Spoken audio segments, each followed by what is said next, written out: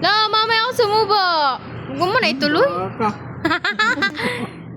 No, may tatanong lang ako. Kuha naman muna sila. Kain. Hi. Hi. Sabi ka. Ano yun? Kain kayo. Laka ng bunga nga. Ano naman tatanong mo? La, totoo po ba yun? Na? Kung anong tinanim mo, siya yung iyong aanihin? Apo, hindi yan totoo. Bakit po? Pagka nagtanim ka ba ng ano? Hindi. Tama yung totoo yung kung anong tinanim, siya mo rin aanihin. Nga lang, pagka nagtanim ka ba ng isang buto ng atis, ay isang buto rin ang yung aanihin.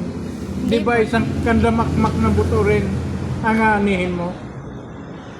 Kaya hanggat maaari po, iwasan natin gumawa ng masama. Dahil pagka ikaw ay nagtanim ng masama, isang kandamakmak din ang kasamaan ang aanihin mo. Kaya hanggat maaari tayo gumawa ng mabuti para isang kadamakmak ding kabutihan ang ipagkaloob ng Panginoon sa atin. Katulad nung umutang sa iyo, nagalit pa pagka siningil. Siguraduhin ko sa iyo, Apo, isang damakmak na kamalasan din ang aabutin nila pagkagayon ng ugali ng tao. So yun lang.